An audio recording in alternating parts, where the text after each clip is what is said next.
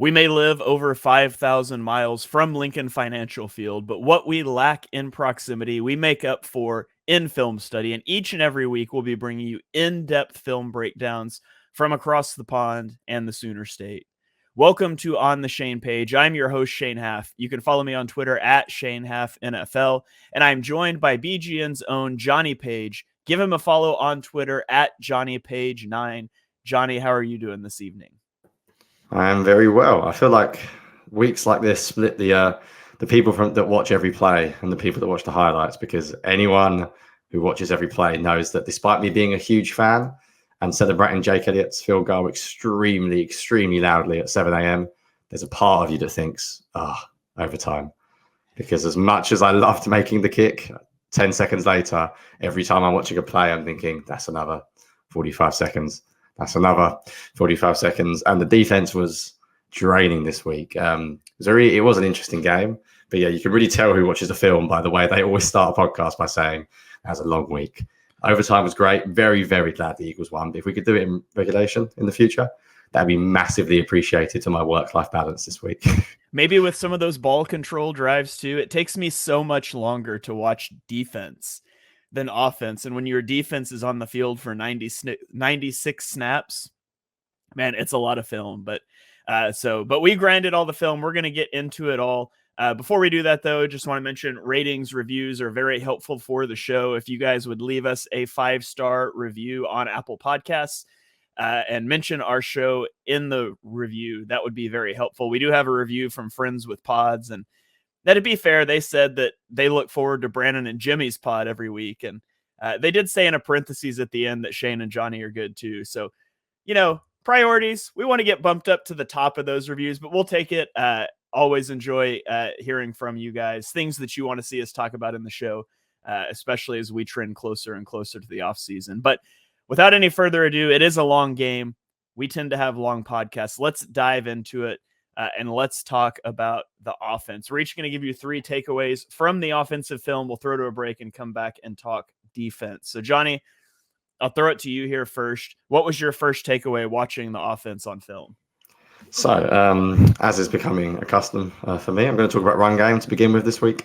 In particular, I don't really know what to say about Jason Kelce because he defies the laws of age at the moment.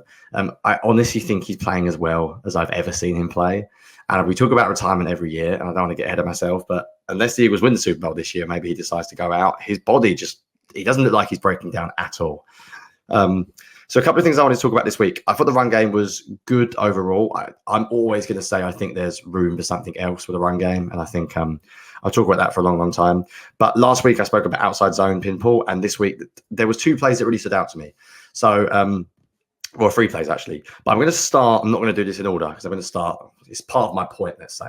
So something the Bills did this week was they left Jason Kelce quite a lot uncovered. We spoke about pinball last week. So pinball is not necessarily a run. So when I say pinball outside zone, it's outside zone.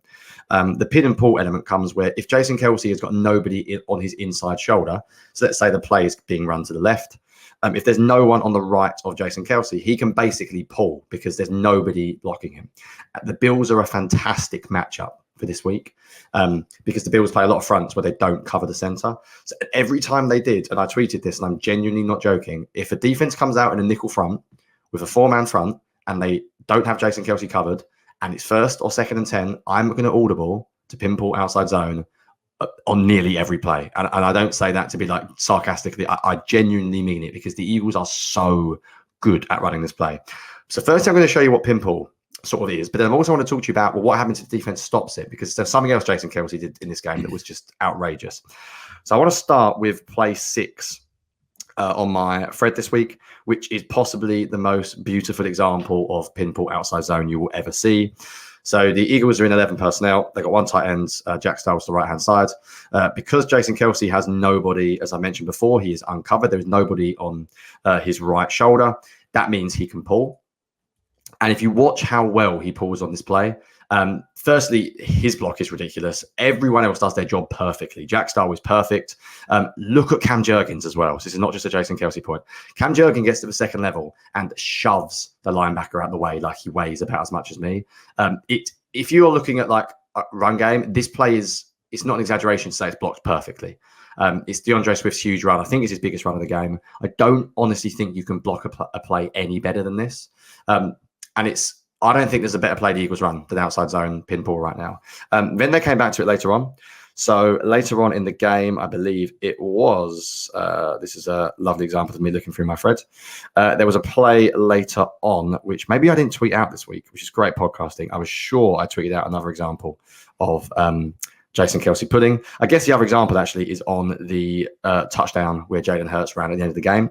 That's a very different type of play, and I can debate whether that's more of a draw, and some people will call what Jason Kelce does there a pull, some people won't, but it's still Jason Kelce in space. Some people call it a trap, some people call it a foul block. There's lots of different words for it, but essentially it's another example of Jason Kelce out in space. Clearly, I watched another great example of outside zone pin pull. I didn't clip up this week because I probably tried to stop myself, but this is also a fantastic example of Jason Kelce on the move. But this is not the play I actually want to talk about this week. Basically, you're probably sitting there at home thinking, and I would be thinking something similar, why did the Bills ever leave Jason Kelce uncovered then? Because they're watching film like I have. They know how good the Eagles are at this play. So let's go to play 2 on my clip, where they cover Jason Kelce. Jason Kelce cannot pull on this play. And some of the problems when Jason Kelce can't pull is obviously what makes a zone running game successful is getting to the second level. So what Jason Kelce does is he decides to shoulder barge. I don't even know what you call this move. He just leans in to the tackle that he's to his right shoulder and then just gets straight to the second level. And this is on Kenny Gainwell's long run where he nearly scores on a touchdown. This is on split zone. So he's not actually pulling on this play, but he gets to the linebacker just as quickly as if he was pulling. It's almost like he said, right, you're going to cover me up. I can't pull. I'm annoyed. I'm just going to quickly shoulder barge this guy on my right just so I can get out in space again. I don't think I've ever seen a guy get to the second level as quick as that. The linebacker must be thinking, well, great, what am I supposed to do here? So even when you leave him, or even when you do cover him, Jason Kelce just has answers for everything. Like, I can't express how well he's playing. We don't even talk about things like the brotherly shove on this play because it's not really very exciting for film nerds like us, but it's all Jason Kelce. Like, the run game is Kelce. I thought Jurgens is brilliant. Mailata was brilliant in this game. What he did in this game was almost, it defies belief at times. Like, he really is playing that well. And if I'm the Eagles, I'm simplifying the run game. I'm getting Jason Kelce on the move as much as I can. I'm using Jalen Hurts as much as I can. And that outside zone pin pull play, if he is not covered in future weeks, I want to see the Eagles run that play a lot because I think it's their best executed play right now. And it was just something I wanted to mention because that second clip is so cool where they actually did cover him up on that play. They did have a one technique to the right of him. And it's almost like shrug of the shoulders that, okay, I'm still going to get to the second level. There's still some things the Eagles could do better with the run game. I still think Hertz's mobility could help out in the future. But yeah, I just thought it was an incredibly good display by Kelce, and Cam Jurgens as well deserves a mention for some of the stuff he can do on the second level as well. All right. Yeah. Jason Kelce, so good. The Eagles use him as a weapon in the running game. And I want to talk about something that's tied a little bit to the running game. And that was the Eagles' usage of RPOs in this game. There was a lot of confusion early in this game, and you even saw it a little bit in the second half, some RPO issues. And then you saw the Eagles sort of take the RPOs out of the playbook for a little bit and then come back to it later. And I don't know what the issue was. Hertz seemed just off in his reads. And so I've got some plays here that I'm going to show. I'll tweet this out later for our audio listeners, but I'll talk about what's happening. There's some RPOs and some zone reads where Hertz just misses it, I think. And so this is one. We'll roll the play here. And this just looks like a clear give to me. Now, number 90, the defensive end, he's playing he's not very far outside, but he doesn't commit to going after Hertz. And I tweeted this clip and I had people saying, well, there's nowhere for Swift to go. That's not Jalen Hurts' read. Jalen Hurts isn't looking backside to see whether there's a hole there. He's just reading the end, and the end doesn't attack DeAndre Swift. So you should be handing this off. Now Hurts keeps it, and he's going to try to get the edge, and he might get the edge. He's able to get around the defensive end, but then you have your tight end. I think it's Jack Stoll and Julio Jones. They both target the same guy upfield. And neither of them actually block him. So you just get Hertz with 3 white jerseys around him and he slides down. Poorly executed play there. If it's close, I just want you to hand the ball off. And I think that Hertz should have probably handed that one off. Stoll and Julio Jones should have had better blocking there. And then we get to the tipped interception. And this one's tough because this is a RPO that they ran. They ran last week, and I talked about it. It's like the little A.J. Brown motion across the formation into a wheel route. And it's kind of like a slant flat or slant curl wheel route. And the first time the Eagles run it in this game, it works perfectly. The second time it works, number 25, their linebacker, they don't really scrape exchange this time. The defensive end gets upfield instead of attacking the running back, and the linebacker drifts outside into this passing lane. And this is one where Hertz needs to see that, and he needs to hand this ball off. You're reading the defensive end. Sometimes it's okay to hand it off. Instead, he tries to throw it, zip it into a window right over a free runner, and it gets tipped and intercepted. And yeah, it's a little bit of bad luck it gets intercepted, but you also have an interception in the Dolphins game that was tipped on an RPO where he probably should have given it. And at a certain point, you make a little bit of your own luck. So Hertz has got to try something different there. So that one really cost the Eagles. We get into another one that was before half that was weird, where Hertz he pulls the ball and then he tries to stick it back in Kenny Gainwell's chest, and it ends up being a fumble. That one's on Hertz. Like, you could see on the broadcast that Hertz starts to pull the ball and then puts it back in after Gainwell is transitioned to thinking he's going to block. Like, you can see it on the replay there. Right here's where you got to give it to him. You pull it and then tried to stick it, and Gainwell's already transitioned to blocking. And Hertz just wasn't trusting his eyes. Like, he had the right idea that the slot corner was coming on a blitz. You could have tried to fit that ball into Devontae Smith. That was the correct decision there, but he didn't trust it. And he ends up the fumble. Maybe he's got that tipped interception in his head from earlier. And then the Eagles came out right after halftime. What do they run the first play? They run a slant flat RPO. And Hertz pulls the ball, and both the slant and the flat are open, and he doesn't throw either one and takes a sack. And you can't take a sack on an RPO. Like, you got to get the ball out. Your guys are run blocking. If you don't get it out before they're a yard upfield, it's a penalty. And he just isn't trusting his eyes. And I thought wisely after this play, they sort of flushed RPOs and they just quit running them for a little while. But the RPO game was definitely off here. Hertz reads were off, and I thought that was a huge problem. The biggest problem in the first half, I said it during the halftime show, was a lack of execution from Jalen Hertz. Now, fortunately, they smoothed that out, but would like to see them be able to start a little faster next week. Yeah, I actually agree. Brian Johnson's always going to get some hits. Some of the comments online I've seen about him this week are wildly over the top, like wildly over the top. The offense is still very good on the whole. Hertz had a bad first half. Like, Jalen Hertz is a very, very, very good player. Quarterbacks have bad halves. He did not have a good half. I can only assume that slant flat, he's terrified about the ball getting tipped because it's so open. Like, the slant is just so cleanly open. You actually didn't show another play. There was another play in the game when Hertz definitely should have handed it off, and he kept it, and I didn't understand why. I think the interception is entirely his fault. I don't think it's bad luck. I think he should be a handoff, and the flat's not open, by the way. So if he's throwing the flat, it's not open, and he ends up throwing it with someone directly in front of him. That's now 2 interceptions this year, doing the exact same thing. He needs to get better at that play. The weird thing is he can be very, very efficient and very good on RPOs. So it's a weird one. I don't really know. Well, I personally, I would not say stop running them because they're very good at them and it's a huge part of the offense. It's just got to be execution. Sometimes everyone wants to point to play calling. Sometimes it's just execution. I don't sound like Chip Kelly too much out here, but sometimes players just need to execute plays that you've called. Where I take criticism of play calling is when I think that they're not doing things to help out their quarterback. And he just made some bad reads in this particular game.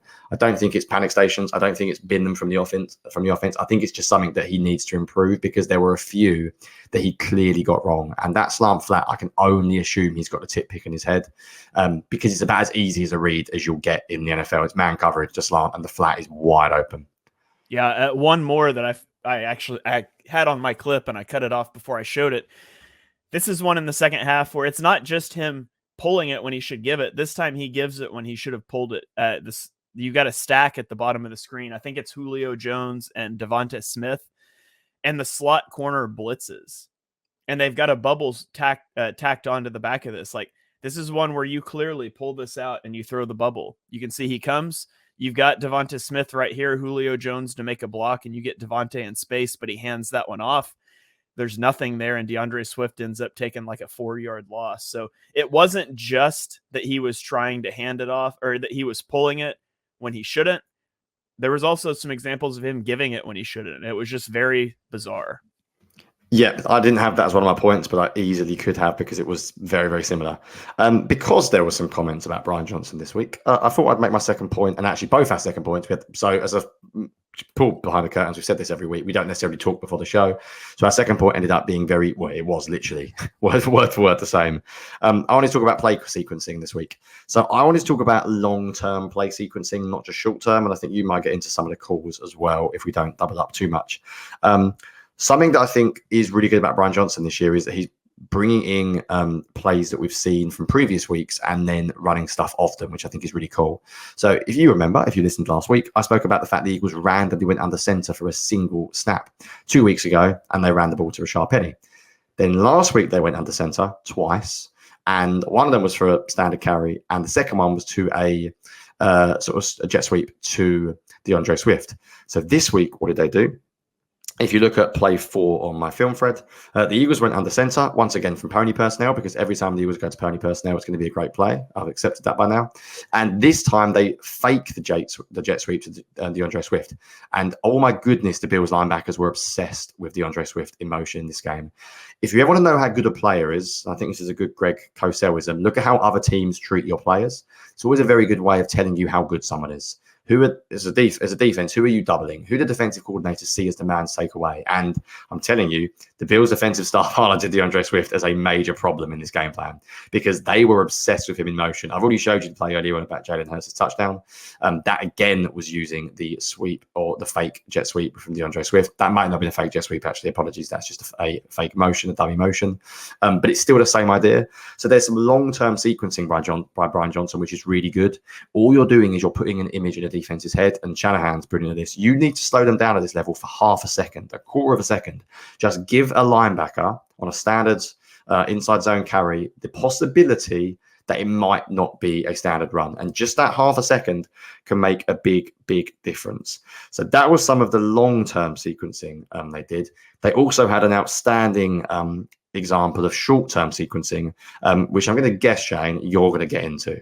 So shall I leave the floor with you to talk about some of the things they did in this week in the short term of sequencing, seeing as we've got the same point this week? Yeah, are you talking about the little flat RPO? And then the touchdown? Yes. Yes, you go for it, seeing as I've done the other one. And then if I've got anything to add, I will throw it back.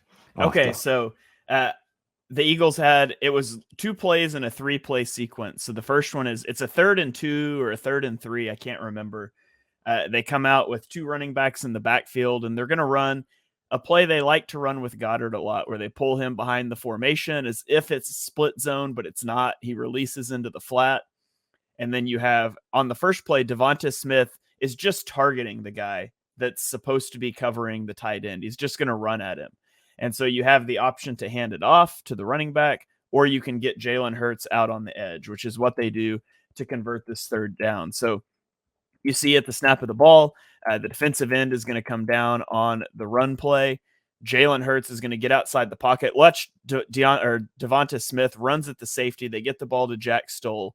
He gets down to like the 4-yard line to pick up the first down. Now, what's great about this is 2 plays later, they're going to call like a run play. They get like 1 yard.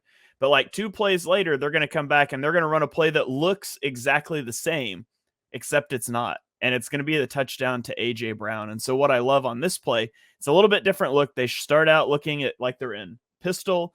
DeAndre Swift steps up to now it's in shotgun. And it's the same thing. They're going to pull the tight end behind the formation. A.J. Brown is going to look like he's going to go run into the defender. And then all of a sudden he just peels off into the back of the end zone for the touchdown. And it's wide open because A.J. Brown's guy has seen this play recently. He sees the tight end coming down. He's going to step down to the flat, and he leaves A.J. Brown wide open. Beautiful play sequencing. If it looks familiar, it's because the Eagles did this to the Cowboys last year as well. It didn't look exactly the same, but it was the same thing with the slant flat and then the flat that turned into like the corner route. That's how they got Trevon Diggs last year against the Cowboys. So I thought that was great play sequencing by Bryant Johnson. A lot of times you set things up weeks in advance. Sometimes you set up things that will pay off like a quarter later. And sometimes you just smash the same button like 2 out of 3 plays and it works. So I thought that was a great feel for the game there with Johnson, and really good execution by Herz and AJ Brown. And this leads, it's just great podcasting, lads. This is what we're doing. This leads perfectly into my third point. And I think this also leads nicely into your third point, which is I'm very happy with some of the sequencing we're seeing. I am not at all happy with the first quarter from Bryant Johnson. So let's have a realistic discussion about Bryant Johnson without saying the words fire or he's the best. There is big issues, in my opinion, with what the Eagles are doing early on in games. It is not just a fluke. And I don't think it's as simple as saying, oh, Jalen Herz is so clutch. Yes, he's really good in the fourth quarter, but the offense is better. So just like any great podcaster does, I am currently looking up EPA numbers. And some of them are pretty frightening, Shane. So if I was to ask you, if I was to go on quarterback EPA plus CPOE, which is completion percentage over expected, minimum plays 50, and you were to just look early on in games, Jalen Herz is significantly worse than he is later on. I'm trying to bring it up, but I know his numbers when they're behind are out of this world. I think he leads the league in EPA. I saw the stats today from Next Gen Stats when the Eagles are behind. He's currently around 10th in the first quarter. Whereas if you look at when they're behind, he jumps up all the way to first. So it's not a dramatic difference, but I still think it suggests that there is a problem with the opening plays. This game I just found frustrating. So the Eagles have got a fantastic run game. They've got a quarterback who, as much as we love him, there seems to be some statistics out there that he struggles maybe a little bit earlier on in games. And they came out pass. And it wasn't just the fact they threw on every play. The first play, they had no protection for the new right tackle. He's just come into the game. There was no chip. There was no help. Now, granted, he actually had a good game the rest of the game, Driscoll. But the root concepts to me were just very bland. Like, I'm not saying you have to come out and run the ball. I'm not saying you have to run an RPO, especially when we've seen the problems. But maybe just start out and get your quarterback in a rhythm. Give him a completion. Give him something. I think on every single one of the first 3 plays, he has to run outside the pocket. And they were all throwaways. All 3 of the first plays were throwaways. And there was nothing like really, really obviously. There wasn't anything open. I think they're still obsessed with trying to get a big play to start the game off, like an explosive opener. The other interesting thing, which I think you are going to talk about now, is how when you get your third point, is the Bills are not a team that stacked the box. So they were showing the Eagles really successful run looks. So I think on the first play, I remember looking at it, the Eagles had 3 receivers to one side if you count the running back who released into the flat. The Bills had 4 over 3. And then the Eagles ran like a double post combination on the backside, if my memory serves me correctly. And they had 3 over 2 on the backside. So that is the dream combination. I think that's the best coverage in the modern NFL, is still zone match, 4 over 3, 3 over 2. I think that is as good as it gets. That's still to this day the best passing coverage, in my opinion, however you want to call it. We were triangle coverage, box coverages. That does not lend itself to throwing the ball. 2 deep safeties. Clearly got 1 man over each side. That means you've got an extra man in the box. Like, sometimes don't be afraid to start the ball with a run. Don't be afraid to start the ball with a screen. I don't think there was a single screen this week, like an angle screen or a Texas screen, whatever you want to call it, that we saw blow up last week into Kansas City. I just think they need to get themselves in a bit of a rhythm, because when they fall behind, something seems to click into gear. And I mean, I hate the idea of good plays and bad plays, because if the first play call works and the double post is open and they hit it for 45 yards, Bryant Johnson's a genius. But it looked like the Bills had a pretty good read on some of the Eagles' passing concepts in this game. I thought the Bills' coverage looked really good. And I know the Bills have had injuries this year and their secondary is not meant to be that good. So it just makes me wonder whether the Eagles' passing concepts were a little bit predictable. I don't know. It's very hard unless you watch a film for me to explain this. But that exact play I'm talking about, which I believe was sort of like a stick concept to the left with a flat from the running back, like a little hitch from the tight end, and like a deep corner route from the receiver on that side with a double post backside. We're getting into the weeds a little bit here, sorry. They ran that exact same play on the second drive, the exact same concept. It was identical, and it didn't work then as well. So it was almost like I've seen this in the week. It should work. Let's do it again. And on both plays, I remember it well. I didn't clip it up, but I remember thinking, I've seen this play. I saw this play about 3 minutes ago. And that to me almost says, like, in the game planning, this play's meant to work against this defense. And the Bills are not calling the defense we're expecting. Let's try it again. And I just felt like the Eagles could have done more to get Hertz in the rhythm early on. And to me, the answer is running the ball early on. By the way, I gave you half the stat earlier, and I should have said when you go to third and fourth quarter, Jalen Hertz ranks 5th in EPA and completion percentage over expected. So he goes from 10th in first quarter to 5th. So there was clear improvement there, and I think the offense as a whole, I don't have the running numbers as well, but they definitely would. I would assume they look better in the second half in recent weeks, in particular, where they've definitely been better at coming back. I think this point leads nicely onto your third point, Shane. So taking what the defense gives you. I actually didn't clip up any of this play, so I'm excited to see what you say. But I'm guessing you saw the same thing as me, and you felt that there were some looks where the Eagles had advantageous numbers in the box and they could have run the ball. Is that a fair statement? Yes, and I actually don't have clips on this one, but to your point on the EPA numbers, I put this out earlier in the week. This is the Eagles' offensive and defensive EPA per play, along with every other team in the NFL in the second half. And then this circle with the red X is where they would fall for first half. And so, like, their offense, if you use like the diagonal team tiers thing, they're in the top tier in the second half, and they're in like the fourth tier when it comes to the first half. And so clearly, like, the defense is worse, the offense is worse in the first half, and those are related. But yeah, the Eagles have been such a second half team. If somebody can figure out how to get them to play 2 second halves, they would be literally unstoppable. Yeah, and just quickly on that, like, that's good in some ways. You could say, oh, they're improving. And you can look at every stat both ways. I can't remember who said this, but I love someone said this the other day that I read online. Stats should never create narratives. They should support narratives, which I think is just the best way of looking at stats and football in general. You're very good at the graphics, a lot better than I am. But that is a great example of a stat. Like, I'm not creating a narrative saying the Eagles are rubbish in the second half. That's what I see on film, and I genuinely had not seen that before. And I'm not lying to listeners. I will get things wrong on this podcast because sometimes I will say what I think I see, and sometimes you see things in film that isn't supported by stats, and that's where we have to have a debate maybe as to why. But that doesn't surprise me at all, because when you get into the flow of the game, it feels like the Eagles are better. Now, the flip side of that is I'd rather them get better than get worse, because that suggests that we're maybe, as the game's going on, we're seeing what the defense is doing and we're reacting, and that's completely fine. If you score 30 plus points a week and you play like you did this week, I'm not going to have any huge problems. I still think that there is room for growth on the early sequencing. And there's actually another example I wanted to mention. The Eagles touchdown where they faked a screen to Julio Jones.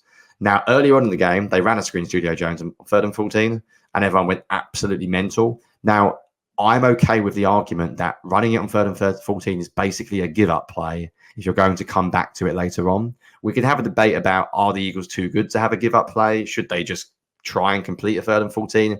But in my opinion, 3rd and 14 and screen Julio Jones is a give-up play. Live, I'm sure you went mad. But if you think about the fact they came back to it later on, then it makes you think, oh, maybe they were planting that seed of doubt in the Bills' defensive backs' heads on that 3rd and 14, which I can sort of get on board with. What I struggle with is the opening sequence, because they weren't really testing out, see what the Bills were doing there, because I know they ran that exact concept, as I said, about 4 plays later, and the Bills played it the exact same way, and Jalen Hertz ran out of the pocket and threw it away.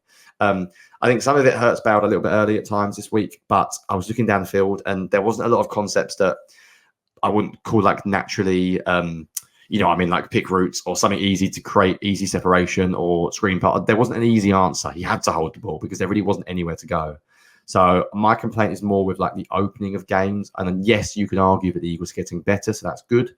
But with this offense, I want them to be top 3, top 2 with the talent they've got. So if they're going from the 4th tier to the 2nd tier, they should be starting at the 2nd tier and then potentially moving towards the 1st, because there's no reason why a team with this much talent shouldn't be as good as any offense in the league, in my opinion. Should we get back to your third point about taking what the defense gives you, and then we'll move on to mine defense? Just take what the defense gives you. May I remind you that this game was played in a torrential downpour against a team that showed a light box on 72% of early downs. just run the football. Like, I am not a run the ball guy. You will not hear me pounding the table and saying run the ball. But in this situation, 72% light boxes on early downs when the Eagles were constantly behind the sticks in the first half. Just put the ball in the belly of the back and run it. The Eagles handed the ball off to a running back 17 times on early downs in this game for 117 yards. That's 6.88 yards per carry. They had 0.107 EPA per play running the ball on early downs versus 28 dropbacks at 0.02 EPA per play. Like, you were set up for your shot plays, your explosive plays downfield when you get into a 2nd and 5, much more so than a 1st and 10 or a 2nd and 10. Like, then the defense has to respect that run. In the first half, the Eagles only called a run play on 40% of their snaps. On the 3 straight scoring drives in the second half, it was at 65%. Now, some of that is RPOs.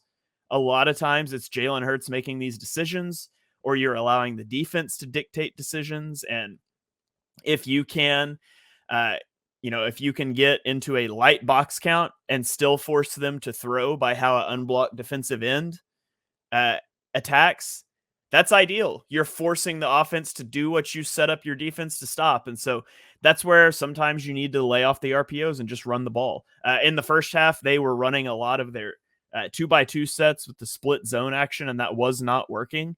In the second half, they ran a lot from 3x1 sets, running to that left side, like we said, not the split zone. And that's where a lot of their big runs came from. So I would like to see them dictate to the defense a little bit more. Like, we've talked about all the checks between offense and defense and how it's a chess match. And at the end of the day, if a team is giving you light boxes, run the ball down their throat and make them adjust. Don't let them dictate all the time. Hey, our passing game is struggling, but we're going to keep running RPOs and letting you force us to throw it into light boxes, because that's what I felt like the Eagles did in the first half. It's what they changed in the second half. If you want to know what changed first half to second half, yes, there's execution issues, but the Eagles committed to running the ball, the very thing that Bills were giving them, and it made all the difference. Yeah, final thing before we go onto the defense about that is we haven't said the word single high, let it fly much of late, Shane.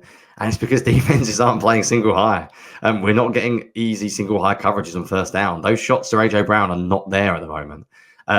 You do the maths, you work it out. If they're not playing single high, that means they're playing too high, which means that there's going to be one less man in the box. And the Eagles used to make it basically impossible to play single high on early downs. Sorry, to play too high on early downs, because the threat of Hertz running could just take away 2 defenders. It's still not doing that.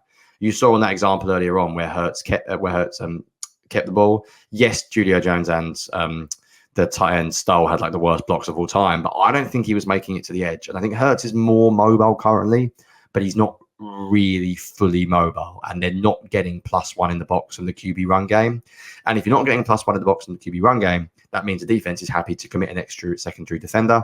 And I just don't think the Eagles were throwing it. Those first 3 plays I'm watching it, like the Bills have just got men in coverage. As I said earlier on, I don't want to go on about it, but box coverage 3/3, triangle coverage 3/2. That's if you get a good team that are coached well by someone like Sean McDermott, who can absolutely coach defense, and you get someone who can coach very well 4/3, 3/2, that's really, really hard to throw against. A really, really well coached defense in zone match 4/3, 3/2 is very tough. And I just think the answer there is we've got an extremely good running back. We've got an extremely good offensive line. There's 2 high safeties. Let's run. And it sounds really, really boring and really simple analysis, but sometimes people overcomplicate football. And I think the Eagles came out, in my opinion, that pass.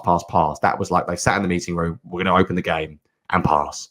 No matter what the coverage is, this is how we want to open up. We've got this play circle. We like this stick route with a corner on the backside double post. We like this. We're going to run it. And it didn't work. And they probably should have pivoted earlier than they did, because they definitely had the boxes available to them to be able to run the ball. But anyway, it was a good offensive performance. We're nitpicking because that's what we do. But yeah, let's get on to defense, I think. All right, well, let's throw it to a quick break, and then we will be back to break down our top takeaways from the defensive side of the ball. Back right after this.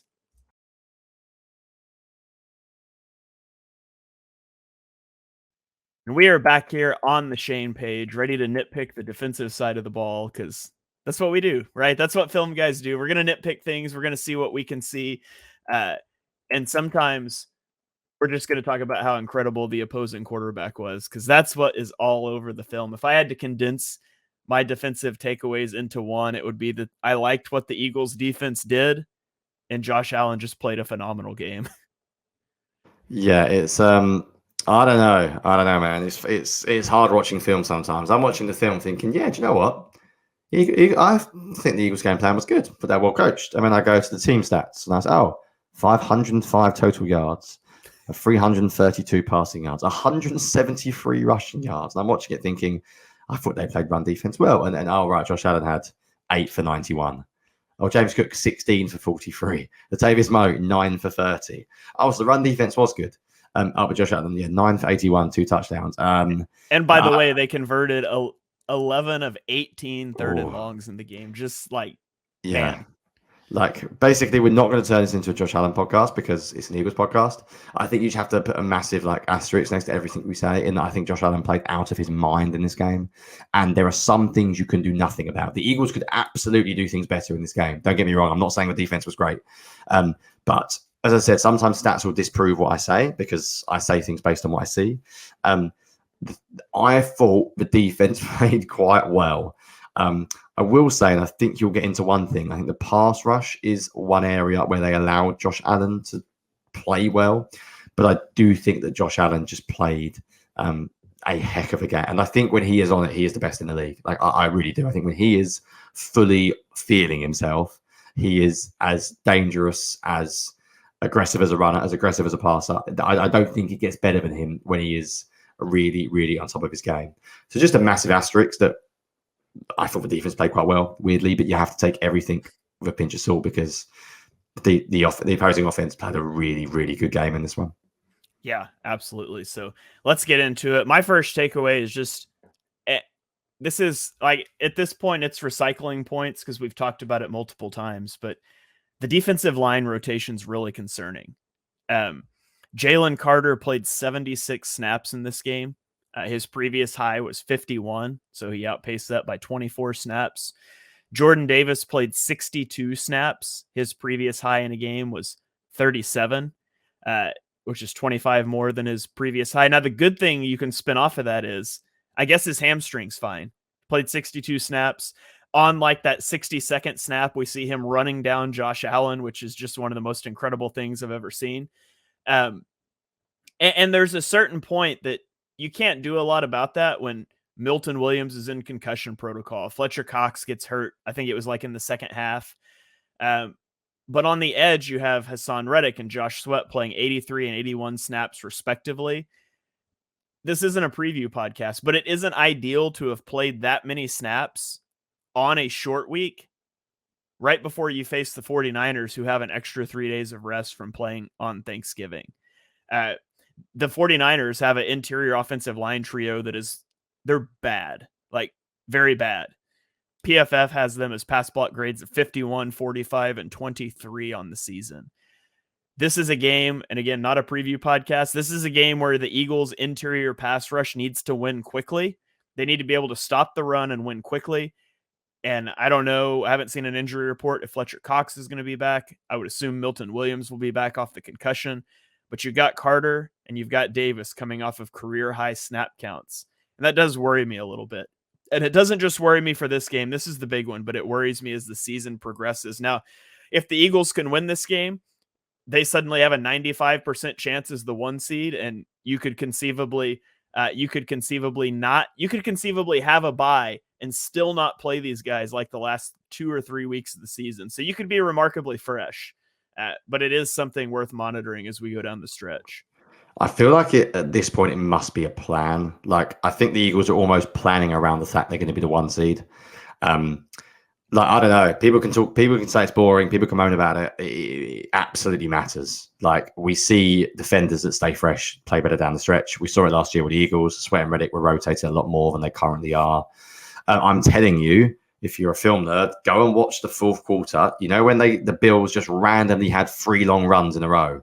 It was like first down. And you were watching it thinking, what's going on? Jalen Carter was dead. He had nothing in the tank. There was a play when he tackled the running back, and the running back actually ran through his arm, and you could see him like huffing and puffing in the back of the all-22 screen. And I was thinking, this man's gone. Like, I don't think Jordan Davis got injured chasing Josh Allen on that play. He just collapsed. Like, he made ridiculous plays in overtime. Like, fair play. Everything I said about Jordan Davis conditioning, like, oh my goodness, but it is absolutely a problem. I have no idea actually. This was the first week of the whole season where I went, yeah, I don't get what Nolan Smith has done not to play more, because he had a couple of really good snaps and he didn't play again. And other weeks, I've defended the coaches and I've said, no, do you know what? Nolan Smith doesn't deserve to play. He's not been good enough. This week, he had a really nice couple of plays. The Eagles need to trust him a little bit more, man, because it's going to catch up with them. I am almost certain. Like, the amount they're playing at the moment, Jordan Davis' snap count, that's got to be the most he ever played in his entire life. It absolutely impacts you down the stretch. So I'm hoping that the Eagles are almost planning for the 1 seed. But I think it will be a problem down the stretch. Nolan Smith had 2 pressures and 6 pass rushing snaps. He had a really good, and granted it was against a tight end, but he had a good job setting the edge on a toss play against Dalton Kincaid. I would have liked to have seen him play a little more. Not that helps with the defensive tackle thing. I'm more concerned about that this week than I am like Sweat and Reddick long term, but it's definitely a concern on the edge too. Yeah. Let's pick up my first point. So we've already mentioned them. I thought Jordan Davis and Jalen Carter were so good in this game. Like, they are taking over. I think they could be, both of them could be all pros the way they're playing at the moment, moving like in a couple of years. I think Jalen Carter might be very, very soon. They were just so good against the run. And the best thing I saw this week was, I didn't get a clip of it, but Jordan Davis had a couple of pass rushing snaps as well. And I was like, yes, because start of the season, he was providing something as a free technique or a 1 technique in a 4-man front as a pass rusher. Last few weeks, it just went. You could tell he wasn't healthy. We've said it before. When Jordan Davis is healthy, you realize he's healthy, because you're like, he's really, really good again. So I'll tell you what, I'll combine my first 2 points, because my first point was about Carter and Davis, but it's mainly against the run. And my second point was about run defense in general. So if you take a look at a few of my clips that I put out this week, if you go to clip 2, and I'll be honest, I could have put out like 10 clips like this. Jordan Davis just destroys basically a double team. Like, by the time, compare that clip earlier on to the show, to the one I showed you, Jason Kelce getting to the second level in a second. The Bills' offensive line cannot get to the second level here at all. So Nicholas Moreau looks like he's coming in free. Even though the center stays with Jordan Davis for a while, he still doesn't do enough to stop the play. And there were so many plays on film this week where Jordan Davis just absolutely blew up a running play. My favorite one by a mile that I tweeted was clip 10, where Jalen Carter just like sheds the right guard like he's not even there. Like, if you had no offensive line in front of Jalen Carter here and asked him to make a tackle, I think it would look the exact same as it does with the offensive lineman there. To say he may as well not be there is not an exaggeration. And I love the fact Jalen Carter just stares at the running back on the floor after, almost to give him like a look as in like, oh, what is this? This is child play for me. Is this the NFL? He absolutely struggled down the stretch, Jalen Carter. There is no doubt in my mind. And if you don't believe me, just go and watch the last drive. I'm telling you, watch those 3 run plays where they just went first down. All of that was fantastic. Do you know who that right guard is, by the way, by chance? I do not. So that's also a rookie guy named Osiris Torrance, who played at Florida. That's Torrance. Wow. Yeah, Jalen Carter actually has a clip one of my followers tweeted at me where he did that exact same thing to him last year in college. So fun little throwback there. That is amazing. Yeah, because I liked Torrance. And yeah, I must admit, my knowledge of opposing teams gets worse and worse as I watch just too much Eagles play. I did not realize he was a starting guard, as in the right guard in that play. That's awesome. Yeah, he destroys him. And the other thing is, I spoke last week about the Eagles coaching staff the Eagles had a clear problem last week. I don't need to go back and revisit the film, but go back on my thread and you'll find the Chiefs game. They could not defend the edge on running plays. And it happened multiple times. And I criticized the edge defenders, but I put a big asterisk next to it saying, I do not know who is at fault here. I am now going to correct what I said last week. I think it was the linebackers at fault. I think the Eagles edge defenders were coached to play the way they did, because the reason why is it happened quite a lot in this game as well. And if you go to clip 7 of my film thread. It's very similar to last week. Hassan Reddick jumps straight inside of the tackle. And what that does is it forces the running back to the outside. It's very clear the way running backs are taught is look at the head of the guard or the defensive line, sorry. If they're inside, break it outside. So I think it's James Cook immediately goes to the outside and Nicholas Moreau is there waiting because the second he sees Reddick jump inside, Moreau knows he has to set the edge. Cunningham also gets there quickly. Jordan Davis, guess what? Also blows up the play by just he's 3 yards in the backfield. Jordan Davis is hilarious watching him in this week. But just like I love run game, I love the fits in the run game as well for the defensive side of the things. And last week I was really, really disappointed because they just blew like 3 or 4 outside runs. And I think the good thing about that play was, number one, it proves to me that the coaches looked at what went wrong with the game last week and they've corrected it. And also it makes me feel a little bit better that Reddick and Josh Sweat last week weren't just blowing up inside for the sake of it. I have a feeling that was a linebacker or a other defender, probably a safety that was meant to fill in the gap there. And it wasn't Reddick at Sweat or fault, which I prefer to the alternative, which is just Reddick and Sweat just jumped inside and we're getting tired and we're trying to make big plays against Mahomes. And I think I remember saying to you, someone said that they were trying to jump inside because they were trying to affect the quarterback, and I didn't really buy it, and I still don't. I think that's just what they game plan to do against that specific running play or the way the Bills have lined up in that particular instance. I didn't actually put this in the film, Fred, but Jordan Davis in overtime was unbelievable. I don't know, Shane, if you can very quickly go to my Twitter from yesterday, and apologies, because I rarely put like plays up in a row. But 2 final things I wanted to talk about that aren't on my film, Fred. Just firstly, Jordan Davis in overtime was out of this world. So considering how many snaps he's played, in overtime, he had 2 plays where he completely stuffed the running back for no gain. And he just blows up once again. He blows up the offensive guard and center. There's a few clips here if you can't see. First one, he just goes straight through the guard and center like he's not there. Second one, he's lined up a nose tackle as part of a 5-man front, and he just completely destroys the center. On the same drive, he chases Josh Allen out of the pocket. And I don't know if Josh Allen would have got any more yards here because there is a linebacker there. I don't care. He keeps up with him. And he forces him out of bounds. And he's dead on his feet. I mean, not on his feet, actually. He's just laying down. But for a guy who we've questioned his conditioning, who's had injuries in the past, to have 3 plays in overtime that look like this is so, so exciting. The only thing I'll say is, just to finish my point and go back to your first point, is I don't want Jordan Davis doing this 60 times a game. The Eagles have got to find a way to not use him as much, because I want Jordan Davis to be as fit as anyone down the stretch. And I don't want him battling niggles and conditioning problems. But yeah, I think it's so exciting. I think the defensive line has me more excited in any position. I think Davis, Williams, Cox, and Carter are all like top 20, top 25 players. And I thought Carter and Davis really stood out this week. So yeah, I think they're awesome. And it's going to be good to watch them grow for the rest of the year. Yeah. All right. On to my second point, which is I want to talk about Darius Slay. And just like we put an asterisk in saying Josh Allen was incredible, I can put an asterisk in here and say James Bradbury played his best game of the season, I thought.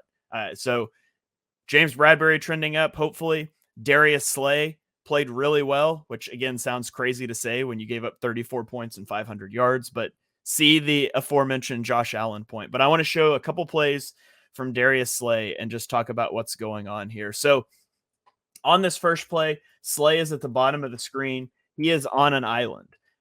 This is single high safety, which is Sidney Brown, and Sidney Brown is looking the other way, which is interesting because Sidney Brown is looking at the 2 receiver side, and generally that's not what you would do as the single high, but it's a dig route against Darius Slay, and the route breaks off inside right as Slay opens his hips to the sideline to run vertically, and so he gets spun around.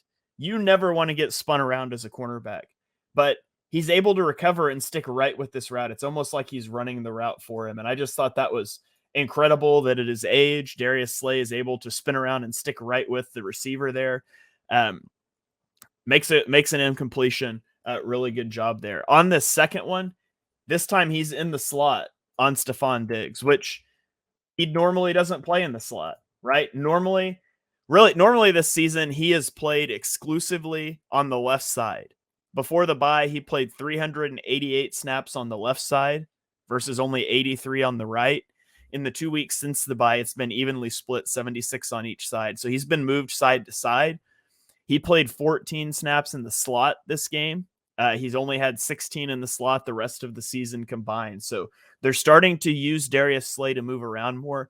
He's got good coverage on Stephon Diggs initially.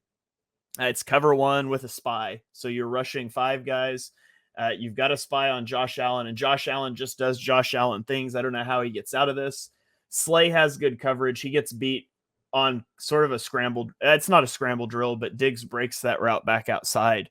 It's the only completion Slay allowed.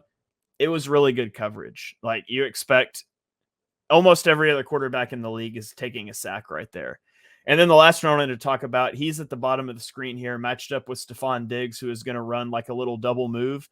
And Slay is not buying it at all. Like, does not take the bait, doesn't even move. Just, he knows it's not going to be that way. And Allen has to come off and throw a check down. So I thought Slay did a really good job in this game.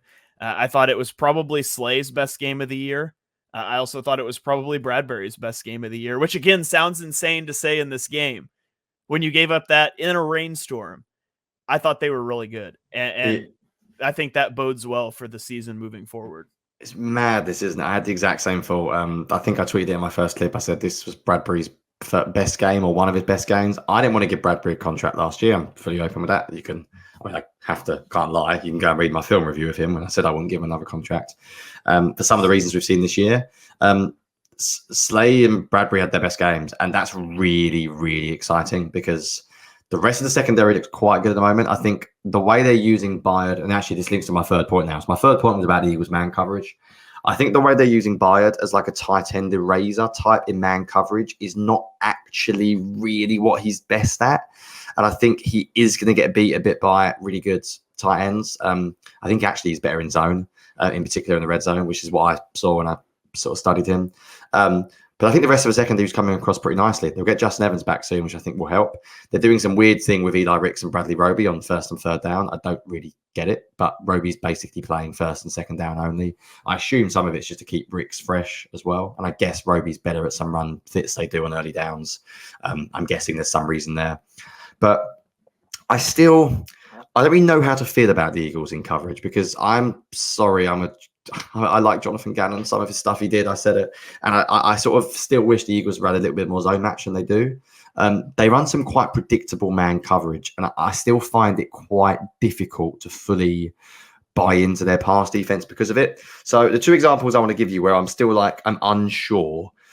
Firstly was the, if I bring up my thread, see what number it was the clip 8 on my film thread, where the Bills have 2 wide receivers to the left side and the Eagles are in single high coverage.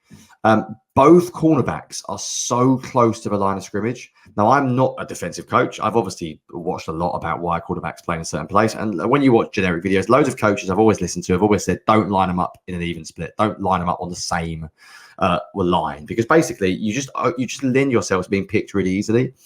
I get the Eagles want to be aggressive, but I'm not a coach. They know way more than me, and they have reasons for doing this. But all I can tell you is I watch the film every week, and this happens quite a lot.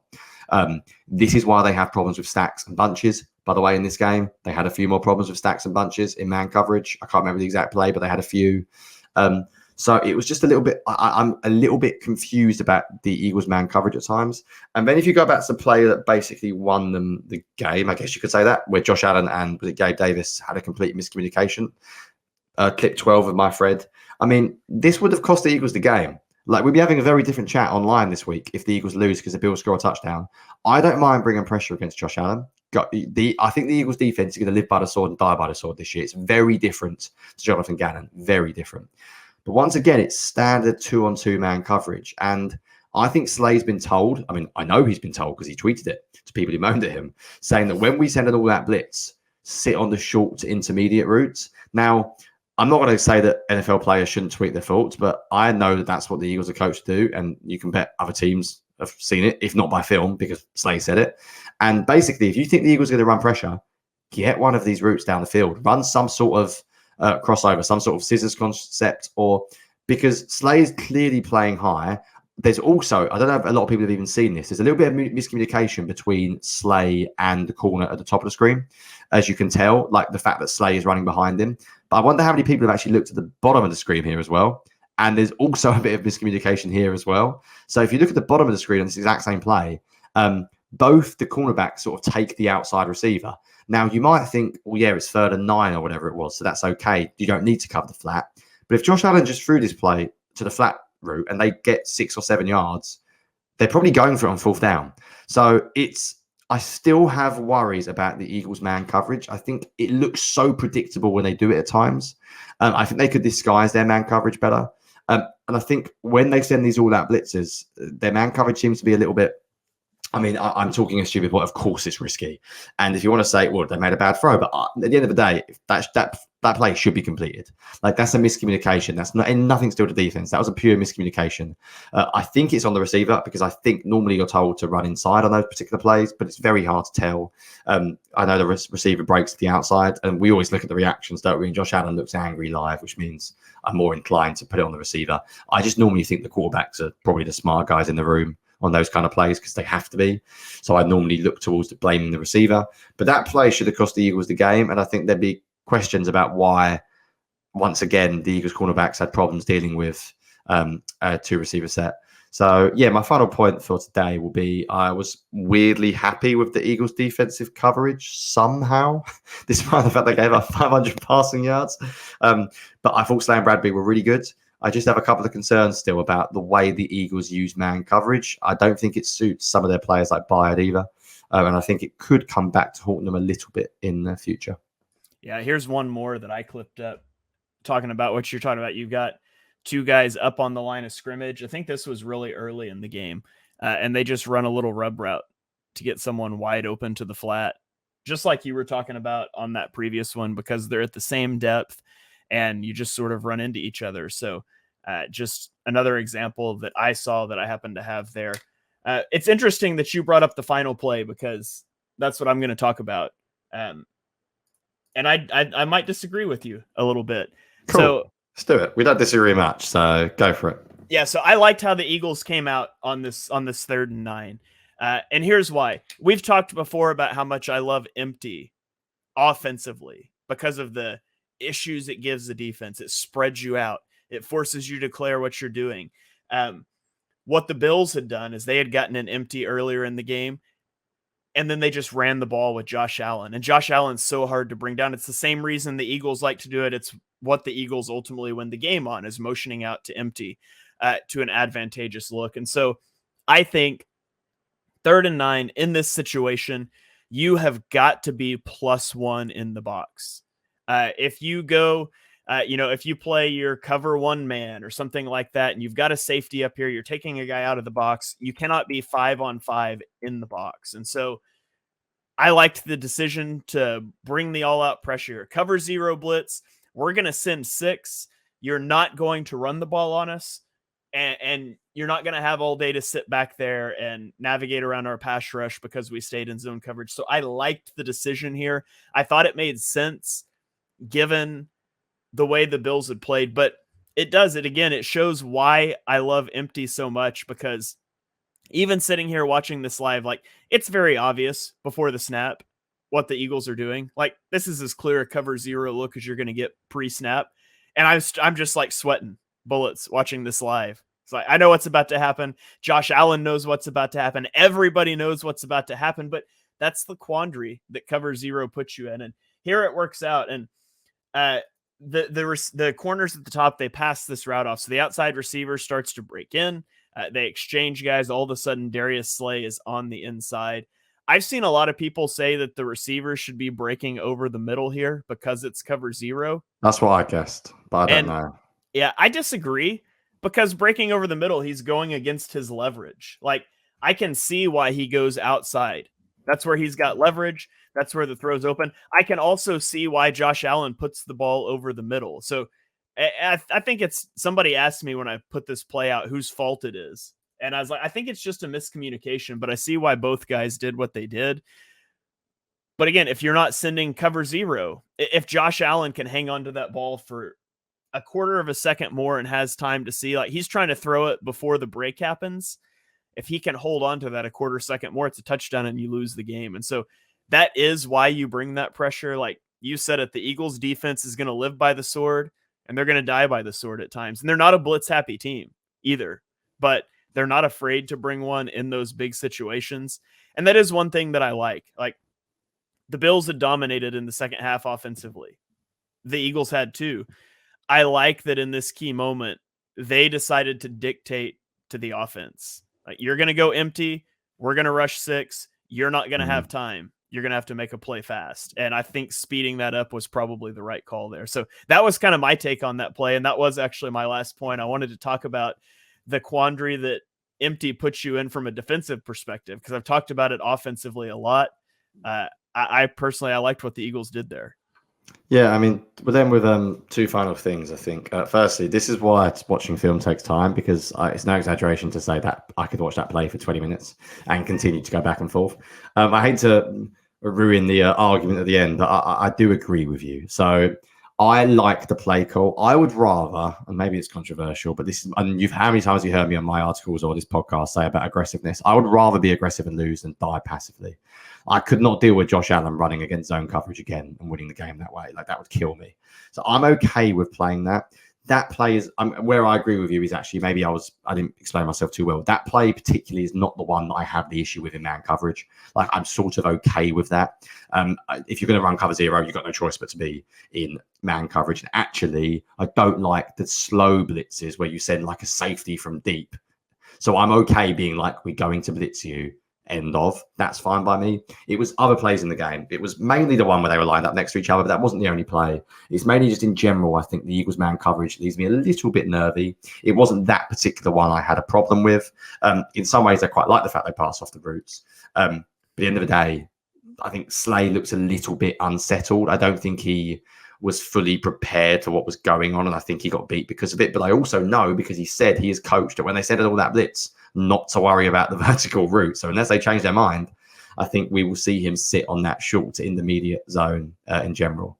Right. I think we'll leave it there unless you've got anything else. I'll let you do the final bit. I don't know what I'm doing. I never finish a podcast. What am I saying? You finish it off. It's not my job. Maybe it should be your job. You could be our closer. Absolutely not. I'm not Jaylen Herz. I'm as far away as possible. I come here and talk about what I see and let you do the fancy stuff. That's my job. So you're saying I'm the Jaylen Herz of this podcast? If you want to tell yourself that, then yeah. I hope my first half performance was better in the podcast. But I'm with you on the overall man coverage point. I guess I was disagreeing with what I think you were saying at the end there. But yeah, the Eagles are running man coverage, and we've talked before, take these numbers with a grain of salt, but they're running man coverage at the 5th highest rate in the NFL right now, which is, I like seeing that you're playing more man. You're paying 2 cornerbacks top money. They haven't played great this season, but they thought they both played well in this game. I would like to see you mix it a little more up, though. Like, all over the film, it's really easy to tell, like, oh, the Eagles are running a cover 1 blitz, cover 1, they're sending 5, or cover 1 with a spy. Like, it does become predictable at times, but in a different way. So I would like to see that mixed up just a little bit more. But we'll see what happens next week against the 49ers. Thank you guys for joining us for this episode of On the Shane Page. If you're enjoying the show, please leave us 5-star ratings and reviews. Remember, mention us before Brandon and Jimmy in the review. It really melts our heart, makes us feel good inside. Likes on the YouTube videos, comments on the YouTube video also really helps out. I will tweet out the film thread. Johnny will retweet it once the episode posts, probably tomorrow. I don't know why I'm saying tomorrow. It'll be today when you're listening to it. But so we will catch you guys next week. You can follow us on Twitter. I'm at Shane Haff NFL. He is at Jonny Page. Be sure you check out all of his written work for Bleeding Green Nation, all of his all 22 threads. All that stuff can be thought of best as a companion to this podcast. So be sure you check those out. And we will catch you guys next week to break down the Eagles' hopeful victory over the 49ers. Go Birds.